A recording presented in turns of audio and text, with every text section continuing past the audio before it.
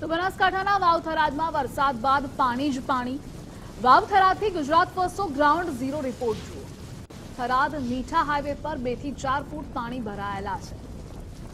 વરસાદે વિરામ લીધો છે। છઠ્ઠો દિવસ છે છતાં પણ પાણી છે। શાળાઓ, કોલેજો અને સોસાયટીમાં જ્યાં જુઓ ત્યાં પાણી જ પાણી નજરે ચડે છે। વરસાદી પાણીનો નિકાલ ન થતા સ્થાનિક લોકો પરેશાન છે। તો ગુજરાત ફર્સ્ટ પર લોકોએ પોતાની વ્યથા ઠાલવી। હાઈવે પર પાણી ભરાઈ રહેવાના કારણે વાહન ચાલકો પરેશાન થઈ રહ્યા છે। મીઠા, ભાબર અને રાધનપુરને જોડતા હાઈવે પર પાણી જ પાણી।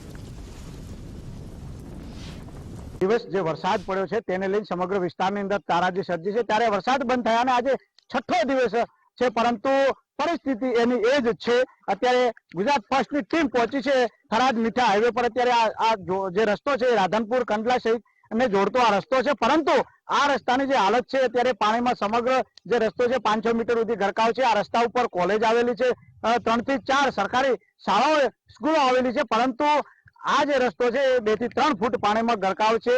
ત્યારે કહી શકાય અહીંથી જે લોકો જે વાહનો છે એથી લઈને નીકળવા માટે મોટી મુશ્કેલી પડી રહી છે। 5-6 દિવસ થવા છતાં જે તંત્રએ આ રસ્તાની જે પાણી છે પાણી નિકાલ માટેની કોઈ વ્યવસ્થા કરી નથી, એટલે કે તંત્રએ પણ તાત્કાલિક આ રસ્તાને જે વ્યવસ્થા, પાણી નિકાલની વ્યવસ્થા કરવી જોઈએ, જેથી કરીને જે લોકો બહારથી આવે છે એમને ખ્યાલ નથી હોતો કે પાણી કેટલું છે, શું છે, જેનું વાહન નાખે છે ત્યારે વાહન ખોટવાયું થાય છે, ખરાબ થાય છે અને એને આર્થિક રીતે નુકસાન આવે છે। એટલા માટે કહી શકાય કે જે આ રસ્તો છે તાત્કાલિક ધોરણે ચાલુ થવો જોઈએ, આ પાણીનો નિકાલ કરવો જોઈએ। અહીંયા કેટલીક સોસાયટી આવેલી છે જેમને અવર જવર કરવામાં મોટી તકલીફ પડી રહી છે।